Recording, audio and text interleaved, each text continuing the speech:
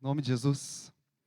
Obrigado, Senhor, pela vida do pastor Alberto, pelo seu coração, Pai, pelo dom, pelos talentos que o Senhor entregou para ele, e que assim ele possa nos abençoar, assim como sempre faz. Que nós possamos receber, que o Senhor venha dar sabedoria, discernimento, ousadia, coragem, em nome de Jesus, Pai. Que nós possamos receber, ouvir aquilo que precisamos e não o que queremos da Tua palavra, Pai. Em nome de Jesus.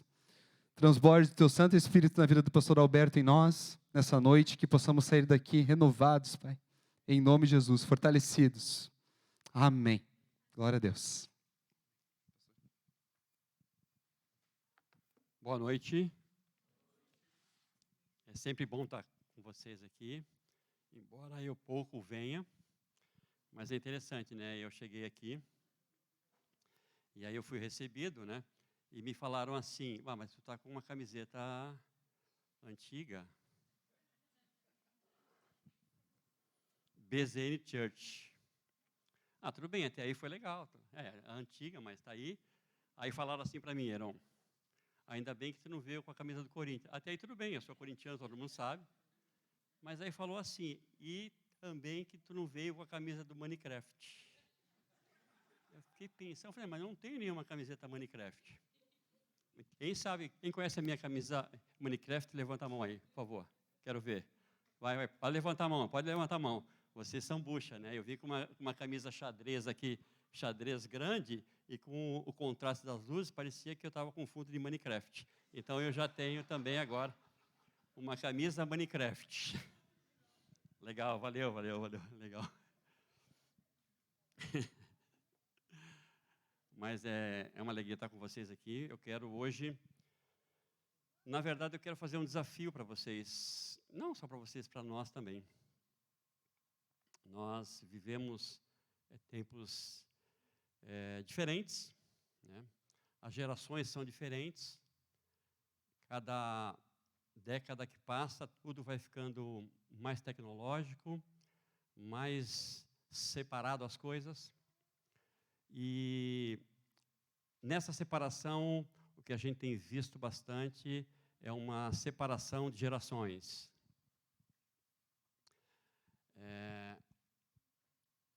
Parece que as gerações estão deixando de falar, de conversar. Isso é um grande problema para a sociedade. E eu quero falar, e para a igreja também, eu quero falar sobre esse assunto, nos desafiar hoje a pensar em comunicação entre gerações. Eu quero falar sobre legado. É uma palavra que eu queria ter falado no retiro, né, de carnaval, mas não deu. O assunto foi outro, eu acabei deixando, mas hoje eu achei por bem nós falarmos um pouco sobre legado, sobre gerações. Eu quero me focar na palavra de Deus, porque é ela que tem resposta para todas as coisas. Então, tudo que nós quisermos saber de nós, sobre nós e para nós, é aqui que nós vamos encontrar. Em outros lugares nós vamos encontrar também, mas coisas paliativas. Aquilo que o homem precisa saber dele mesmo, é aqui que a gente encontra. É aqui que nós encontramos cura, é aqui que nós encontramos restauração, é aqui que nós encontramos direção para a nossa vida, sempre. Sempre, sempre, sempre. E não podia deixar de ser, falar sobre legado também. Eu quero usar um exemplo de um homem que experimentou a transferência de um legado. Mas antes eu quero definir o que é legado.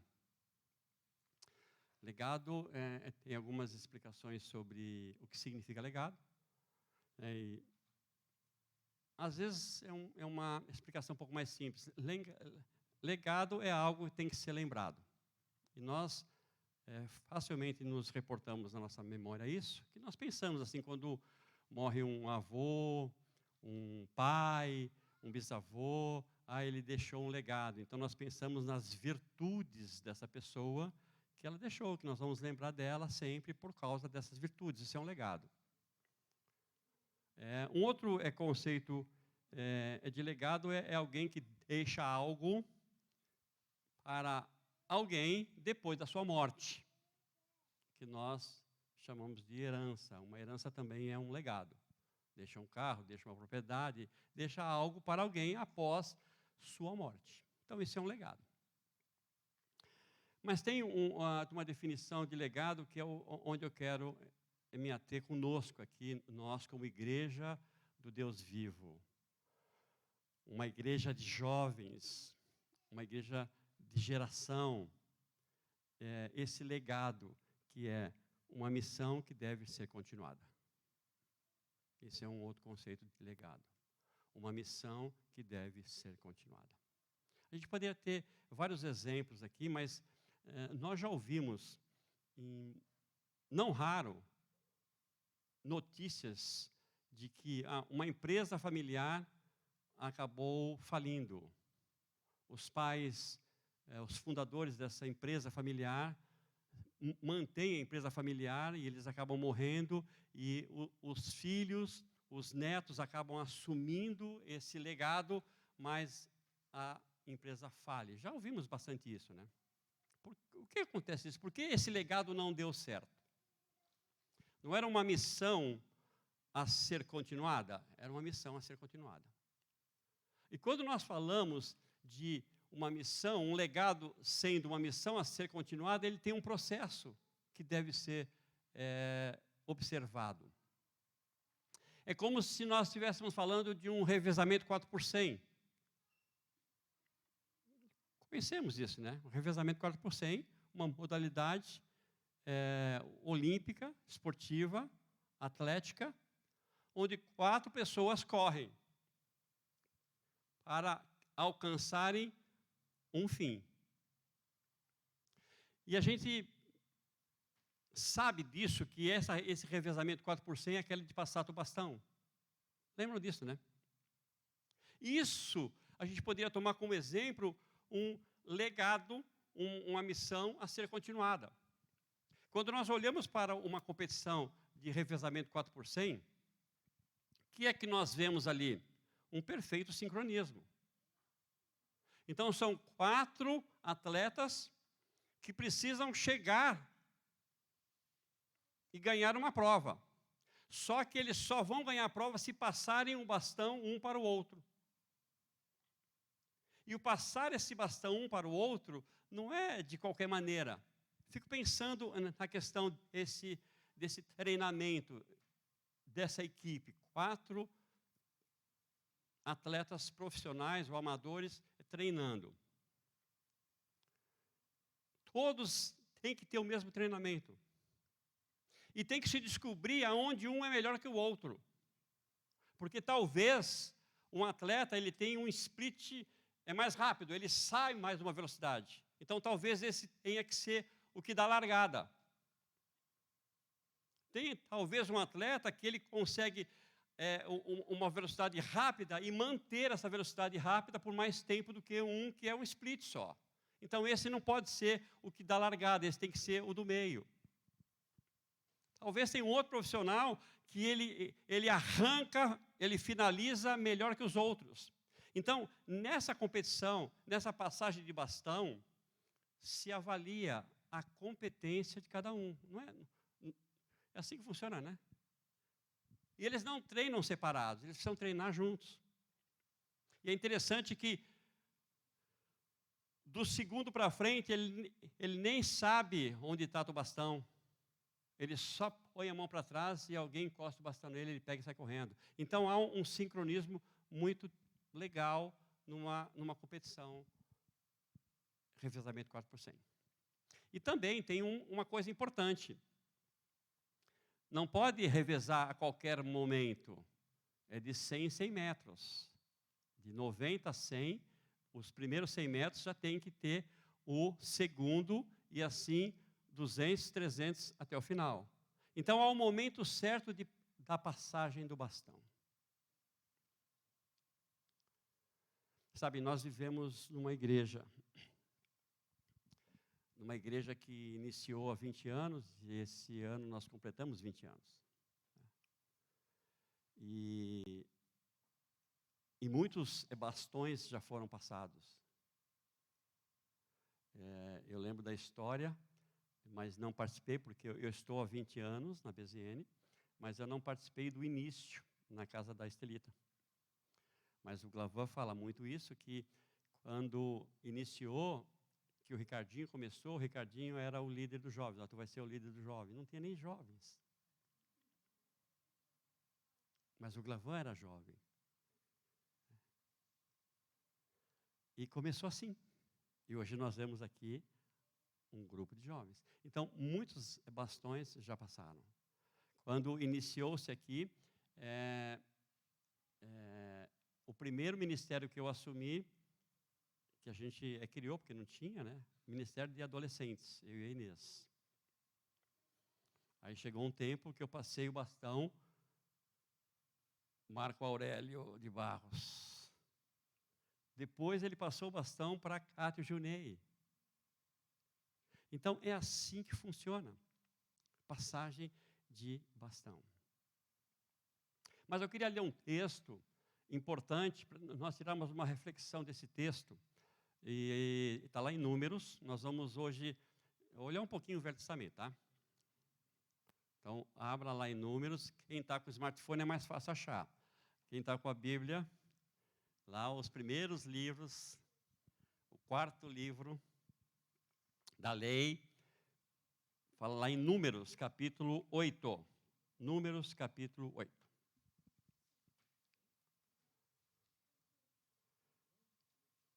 Números 8.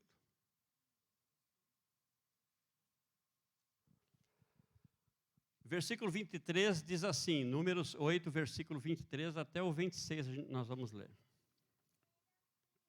23, o Senhor disse a Moisés: esta será a responsabilidade dos levitas. Da idade de 25 anos para cima, começarão a se ocupar do serviço da tenda da revelação. E aos 50 anos de idade sairão desse serviço e não o realizarão mais. Todavia, continuarão a servir com os outros levitas na tenda da revelação, orientando-os no cumprimento de suas tarefas, mas não farão trabalho algum. Assim farás para com que os levitas com relação às suas tarefas. Aqui é uma organização, Deus estava organizando o ministério levítico, dá muitas orientações, e aqui ele dá uma orientação interessante. Ele diz que teria que assumir o serviço no sacerdócio jovens, de 25 anos para cima. Não tem nada a ver com conosco.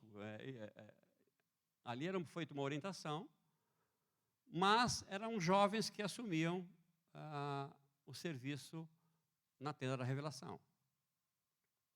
Então, eles assumiam assumiam com 25 anos e só executavam o serviço até os 50 anos. Depois disso, não executavam mais o serviço. Por que isso? Porque vinham outros jovens. E outros jovens com mais disposição para assumir esse serviço na tenda da revelação. E era um serviço pesado, com sacrifícios, com animais. Então, em um momento X, depois de 25 anos de trabalho, esse jovem saía da frente do trabalho, mas não efetivamente do trabalho. Havia uma passagem de bastão, mas aqui havia uma orientação que os mais velhos, os de mais experiência, deveriam ajudar os mais novos a aprenderem o serviço sacerdotal. Então aqui Deus já fala de uma passagem de bastão, já fala aqui de um legado. A importância de os mais velhos, os mais experientes, orientarem e trabalharem junto com os levitas mais novos, para que esses levitas mais novos aprendessem ao exercício do sacerdócio e os mais velhos ensinassem sem ter que fazer o trabalho. Olha, já aqui. E esse é um grande desafio para nós.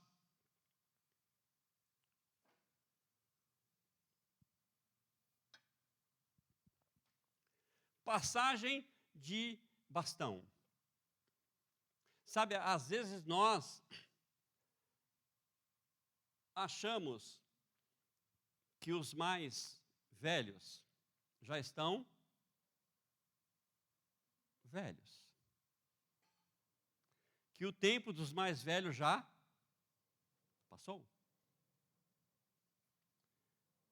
E muitas vezes nós, mais velhos, achamos que os jovens ainda não sabem nada.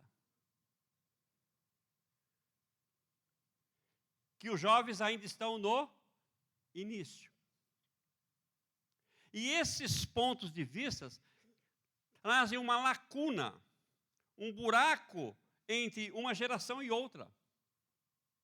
Porque, de fato, o que a palavra de Deus nos diz, e nós vamos ver um exemplo de Josué, esse homem que recebeu um legado, que as gerações precisam se conversar. As gerações precisam uma agir junto com a outra. Imagina se o sacerdócio não fosse feito dessa maneira. O que ocorreria? Os de 50 anos sairiam e os outros fazer do jeito que vocês acharem que tem que ser feito. Mas havia uma forma, havia uma orientação, havia uma direção de Deus de como seria esse sacerdócio. E quem não mais para ensinar, senão os que tinham passado por esse período. Nós temos um buraco nas gerações. Ouvi um cientista falando certa vez, ele disse que alguns anos atrás, algumas décadas atrás, os mais jovens sentavam com os mais velhos para ouvir causos, né? Histórias, buscar algum tipo de sabedoria nos mais velhos. Os mais velhos hoje em dia foram substituídos pelo Google. O Google tem todos os causos, tem todas as histórias, com mais detalhes. Porque velho também esquece, né? Fala de novo, fala de novo, fala de novo a minha história. Mas isso é uma coisa a ser ponderada. Nós estamos perdendo a comunicação entre as gerações. E nós estamos deixando de absorver experiências importantes. Que talvez o Google não traga. E por isso nós estamos vivendo momentos difíceis entre as gerações.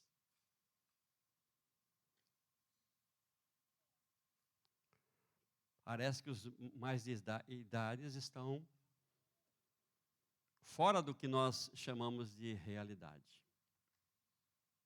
Estão atrasados. Mas não é assim para Deus.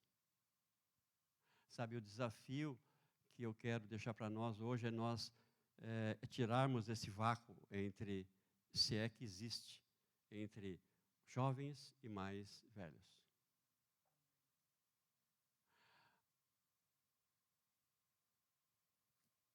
Eu coloquei uma frase, por último, que eu vou falar agora. Soma. Não existe soma com o vácuo entre gerações.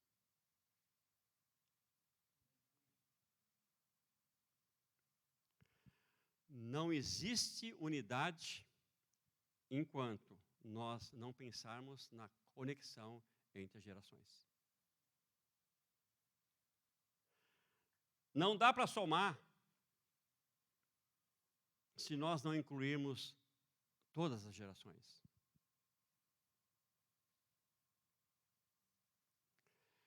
Deixar a experiência de lado não é somar. Deixar a experiência de lado é dividir. E nós precisamos pensar nisso. Os mais velhos precisam olhar para os mais novos. E os mais novos precisam buscar os mais velhos.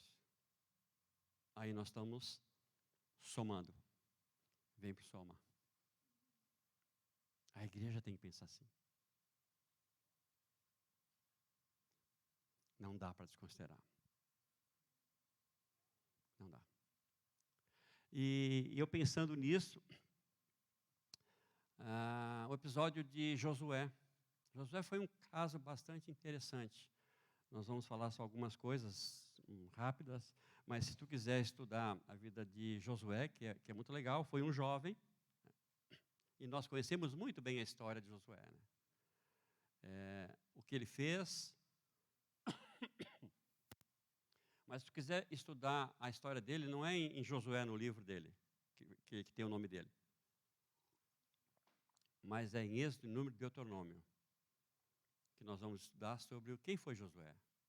E foi um homem jovem que recebeu um legado. Moisés tinha uma certa idade. Moisés, quando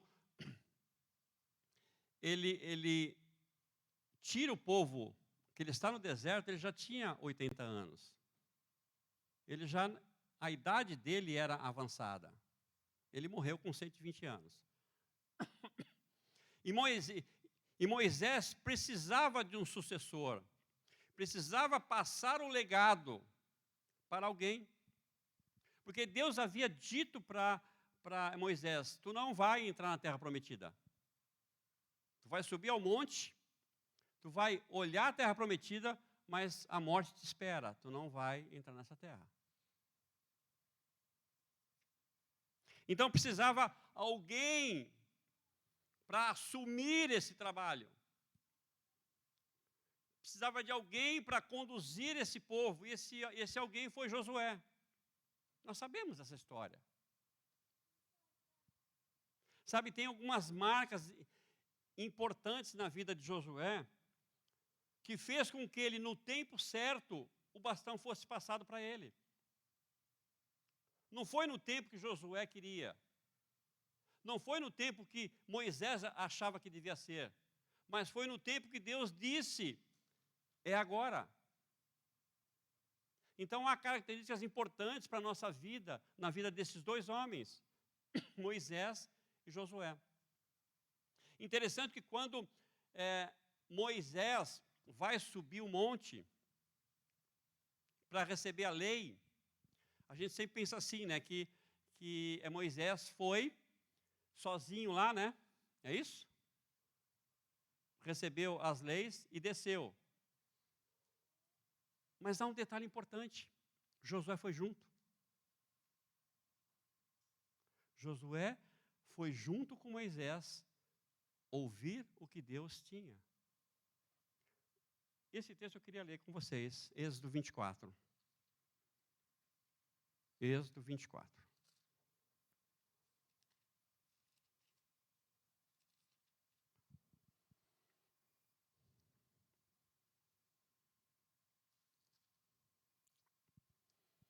Primeiro aqui, há uma orientação para que ninguém suba o monte, e aguardem, mas no versículo 12, diz assim, Êxodo 24, 12. Depois dessas coisas, o Senhor disse a Moisés: sobe até mim no monte e espera ali. Eu te darei tábuas de pedra com a lei e os mandamentos que escrevi, para que ensine a eles. Então, juntamente com Josué, seu auxiliar, Moisés levantou-se e subiu ao monte. Olha que interessante. Deus vai falar com Moisés e dar as leis para ele, e Josué sobe junto. Ninguém foi com Moisés. Mas esse jovem andava com Moisés. Sabe, para mim essa passagem é bastante significativa, porque aqui nós vemos não uma ruptura de gerações, não um estrelismo, não um orgulho, mas nós vemos um homem de Deus, levando um auxiliar para que juntos pudessem receber aquilo que Deus tinha. Andavam juntos. Um ensinando Moisés e o outro aprendendo Josué. Um com disposição para ensinar e o outro querendo aprender. 2 subiram ao monte. Andavam juntos. Recebiam de Deus juntos. O que Deus falava para Moisés, Josué ouvia. Aqui não houve conflito de gerações, mas sim um complemento de gerações, porque Moisés sabia que ele não ia entrar na terra prometida. E esse jovem, Josué, andava com Moisés em todos os momentos. Lembram quando teve uma guerra com os amalequitas? Nós não vamos ler, só para a gente relembrar. Êxodo capítulo 17. Havia uma guerra, tinha que ter uma batalha. Quem foi na frente de batalha? Josué. E Moisés ficou intercedendo por Josué. Enquanto ele intercedia, a batalha era vencida. Quando ele parava, eles tinham derrota. Então, 2 gerações numa batalha, um complementando o outro, um na frente, no fronte da luta, e outro na retaguarda, orando para que Deus desse vitória a Josué. Esse era o menino, o jovem, que muitas traduções falam mancebo, auxiliar, jovem, Josué. Quando Josué sobe com Deus, com Moisés, para receber as leis, depois de um tempo eles descem do monte. E deu uma confusão ali. Nós vamos falar um pouquinho dessa confusão. Mas ali, aquela confusão revela no capítulo 33 de Êxodo que Josué não se apartava da tenda da revelação. O que era a tenda da revelação? Era onde Deus aparecia e falava com Moisés. É onde a nuvem pairava. É onde Moisés recebia instruções de Deus. E Josué não se apartava de onde tinha a revelação de Deus.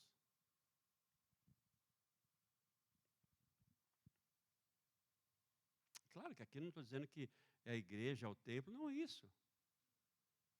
Mas Josué priorizava ouvir a Deus. Ele não se apartava daquele lugar. Moisés estava na tenda, ele estava lá na porta, ouvindo o que Deus tinha para dizer.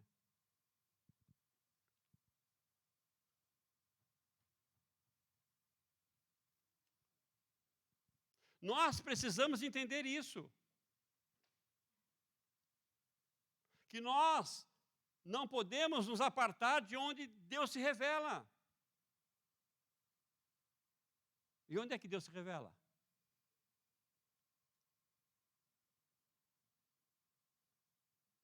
Onde é que Deus se revela?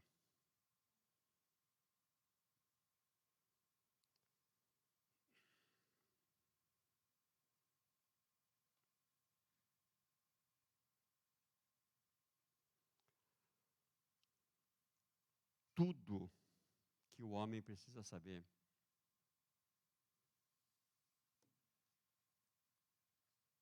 está aqui.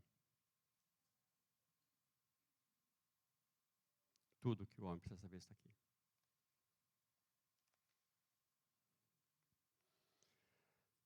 Josué entendia essa importância. Ele não se afastava. É claro que não tinha lá a Bíblia, mas agora nós temos. Nós temos a revelação completa daquilo que Deus tem para a minha e para a tua vida. Aquilo que Deus tem para a nossa vida. E se nós queremos dar sequência em uma missão, que uma missão seja continuada, se nós queremos esse legado para a nossa vida, esse legado está intrínseco e tem Deus, é divino, é a sua igreja, é a sua obra, não há como tomar um legado e ter sucesso na condução disso se nós nos afastamos da revelação de Deus. Nós precisamos priorizar aonde Deus se revela. Está entendendo? Amém? Esse era Josué. Esse aprendia. Sabe, nessa troca de informações, a gente aprende, mas a gente erra também. Teve o episódio da demora de Moisés a descer do monte, 40 dias. E quando eles descem do monte, o que Josué fala?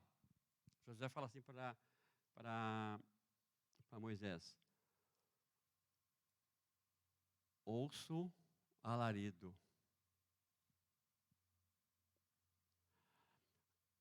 Josué tinha entendido que ele estava, aquelas vozes eram de batalha, ou de derrota, ou de vitória.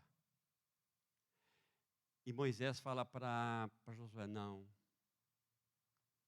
Ele ouviu o mesmo som. Mas ele fala: não, isso não é som de vitória ou de derrota. Isso é som de festa.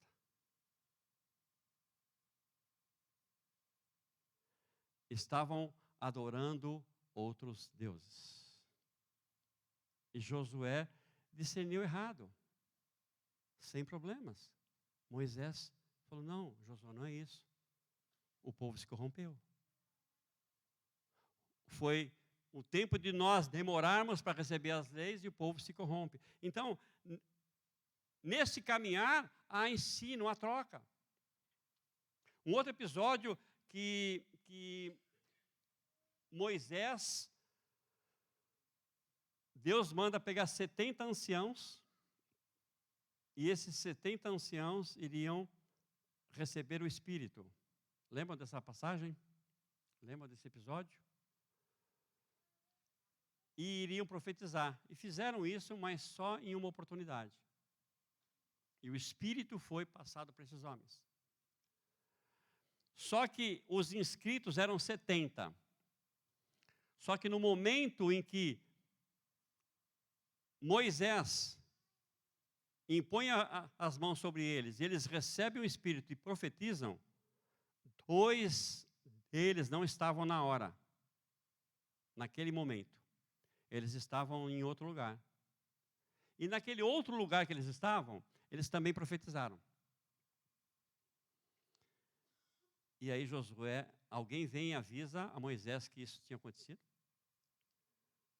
E Josué diz assim: querem que eu vou lá e acabo com isso? E Moisés diz assim: tu está tendo ciúme por mim agora? O que isso nos fala? Josué estava valorizando o processo, a estrutura. Então, quem está junto, mas quem está não junto, acabou. Quer dizer que o estamos juntos para Moisés é porque eles estavam visivelmente juntos. E ele aprende isso com Moisés. Moisés diz para ele: por que está dizendo isso? Que bom que todo o povo profetizasse. Então a visão de Moisés era outra. E Josué estava preso em uma estrutura, no estamos juntos enquanto estamos juntos. Isso nós temos que pensar. Porque às vezes nós temos pessoas que estão profetizando que já não estão mais conosco. E porque não estão mais conosco, não estão mais junto.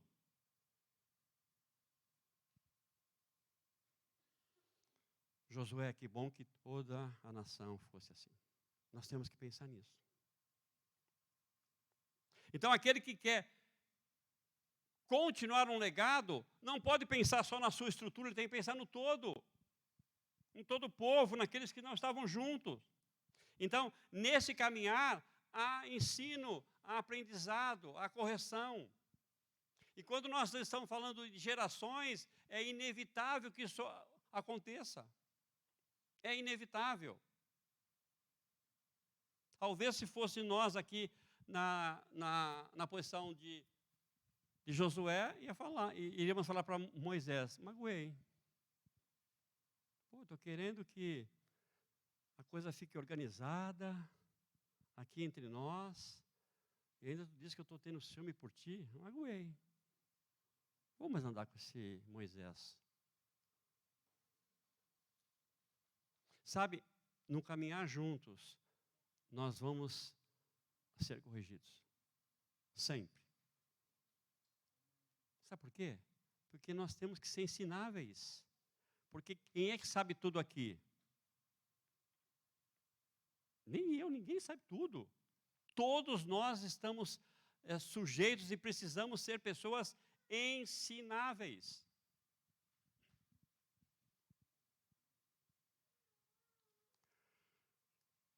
Talvez, acho que sim.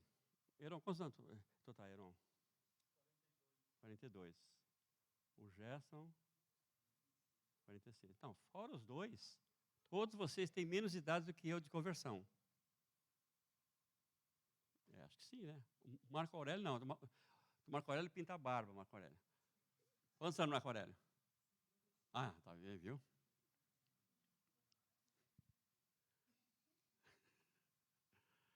E nós precisamos estar dispostos a aprender.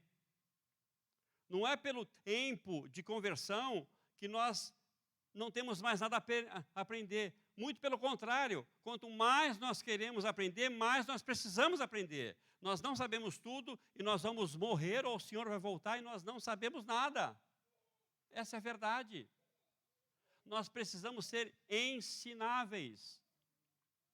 Se alguém acha que não precisa mais aprender, de fato, não aprendeu nada. Se fôssemos nós aqui, talvez nós iríamos ficar de bico com Moisés.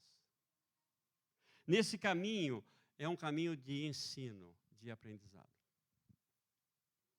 Mas o que mantinha Josué e Moisés unidos? O que mantinha eles unidos? O que mantinha eles unidos? Será que era a disposição de Josué de ajudar? Será que era a necessidade de Moisés de ter alguém para substituí-lo? Será que era isso que os mantinham unidos? Sabe, existe uma coisa que esse caminhar junto, ele precisa acontecer para que haja unidade nesse caminhar. Eu quero ler lá Números 14.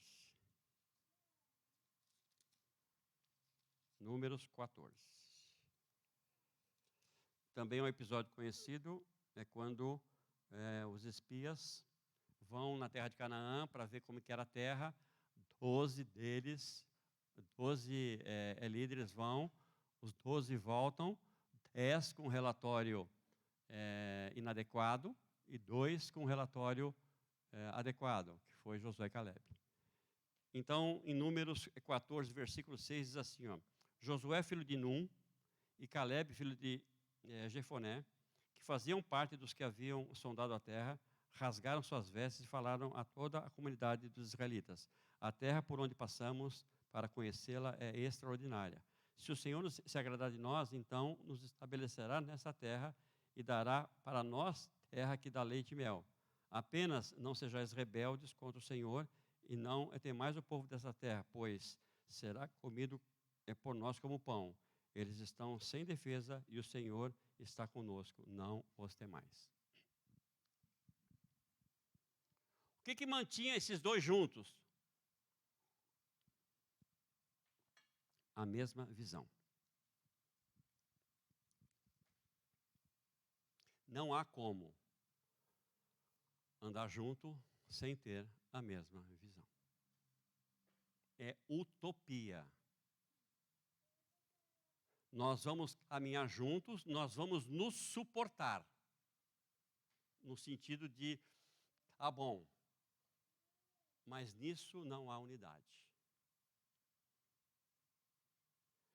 Eles tinham uma perfeita unidade, porque tinham a mesma visão.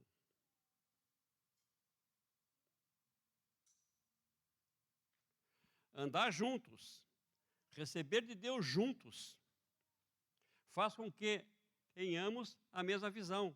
Isto é unidade. Em Amós, capítulo 3, quando Deus vai falar para a nação de Israel que ela estava em pecado e que haveria juízo, porque o povo não atentava para o que Deus dizia, não cria naquilo que Deus falava. O que Deus diz para aquele povo? Porventura andarão dois juntos se não concordarem? A gente usa muito isso para casal, né, para casamento, mas ali não tem nada a ver com isso, mas a gente usa isso. Que é de fato uma coisa a ser ponderada. Nós temos que, para caminhar juntos, ter a mesma visão. E o caminhar juntos ali também é usada para o relacionamento conjugal. Mas ali o contexto não é esse. É ter a mesma visão sobre aquilo que Deus disse. Como é que nós vamos andar juntos se nós pensamos diferente? Não tem como. É utópico. E às vezes, o hiato entre gerações é porque são visões diferentes. São pensamentos diferentes. Nós podemos falar em todos os aspectos, mas só que para nós o que importa aqui é falar sobre aquilo que se refere a Deus. Enquanto nós não tivermos uma unidade naquilo que Deus nos revela, nós estaremos correndo o risco de estarmos no mesmo lugar, mas separados. Se nós não pensarmos da mesma maneira,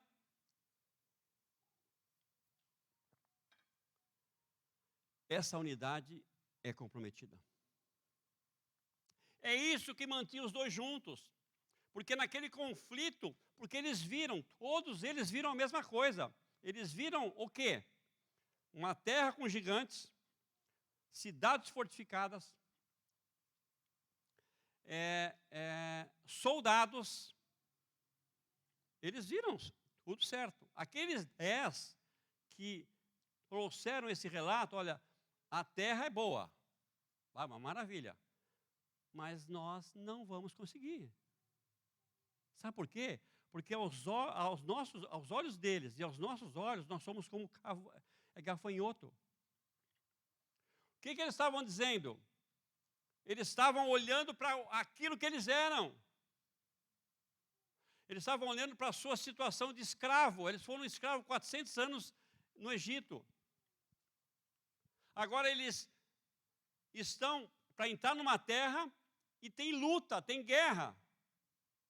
Eles fizeram a avaliação errada? Não, fizeram certa avaliação. Não fizeram errada. Só que eles esqueceram de um ponto importante. Havia uma promessa de Deus de entrar naquela terra e possuí-la. Apesar de todas as dificuldades, havia uma promessa. Deus falou a Moisés e Moisés passou essa informação. Todos eles sabiam. Josué e Caleb confirmaram, não, realmente eles são assim. Mas nós vamos comer esse povo como pão. Sabe por quê? Porque é Deus que está conosco.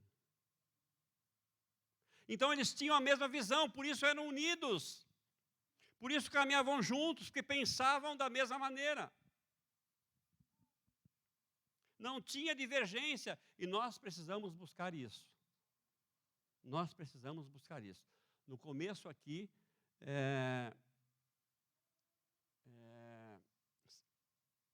cita Efésios 4, e uma das questões da unidade, em Efésios 4, é unidade da fé.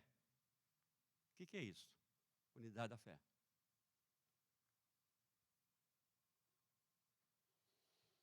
É ter o mesmo ponto de vista em relação àquilo que Deus revela. Isso é a unidade da fé. Não é que nós tenhamos a mesma fé em Jesus. Não é isso, não. Porque aquele texto é para quem tem Cristo. Aquele texto é para a igreja. Uma igreja que já está lavada, redimida pelo sangue de Cristo. E aí Paulo exorta. Então tenham a mesma fé. Pensem da mesma maneira. Não existe unidade sem que a fé seja única. Não existe unidade sem pensarmos da mesma forma. É utópico o que eu estou falando? Claro que é, para o homem é. E se não fosse tão difícil isso, Paulo não teria falado isso para os Efésios. Se não fosse tão difícil isso, Paulo não teria falado isso para os Coríntios. Tenham a mesma forma de pensar. Se não fosse tão difícil, não teria falado para os crentes de Filipos. Não, aos Colossenses. Pensai da mesma maneira e ajam da mesma forma que vocês pensam. É um desafio? É um desafio, mas a unidade, ela passa por nós termos a mesma fé. Sem a mesma fé, queridos, nós não vamos somar. Não vamos. Nós vamos nos aguentar. E tá bom? Mas conflitos acontecem. Dificuldades acontecem. E quando as dificuldades tocarem na forma que nós pensamos, aí isso vai causar um dano. Então, Moisés e Josué andavam juntos porque tinham a mesma visão. Tinham recebido de Deus e criam naquilo que receberam. Não se apartavam da revelação. Por quê? Porque é aqui que tem tudo o que o homem precisa.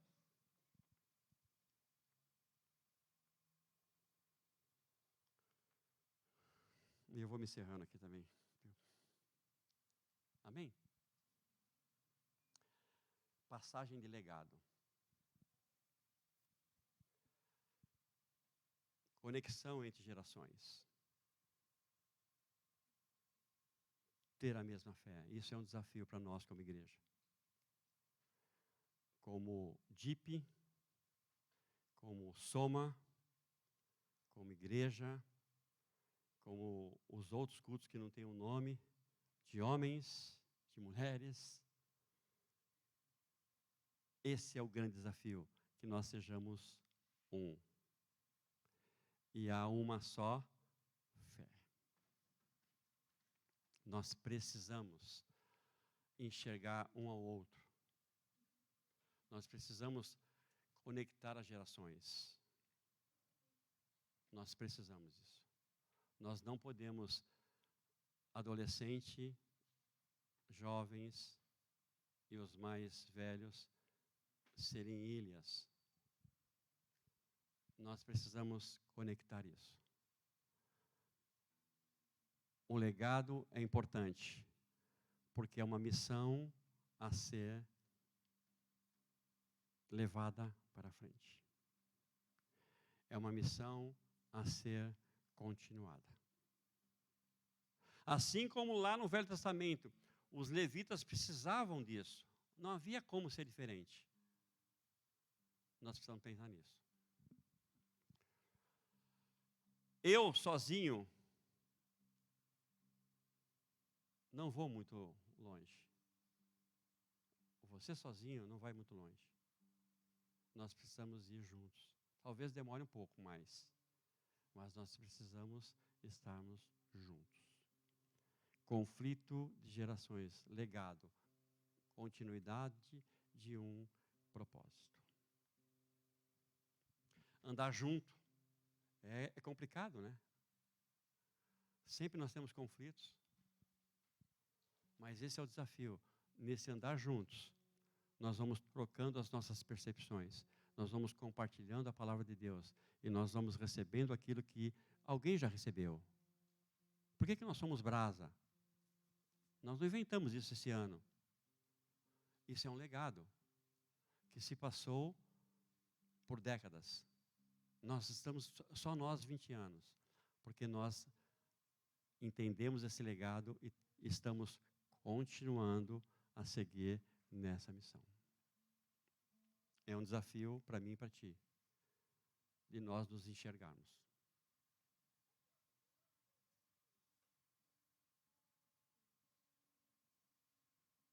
Andarmos juntos, sermos ensináveis, buscarmos uma só fé, alinharmos a nossa visão. Nós precisamos disso. Não dá para ser diferente. Vocês me entenderam? Aceita o desafio? É difícil? É muito difícil.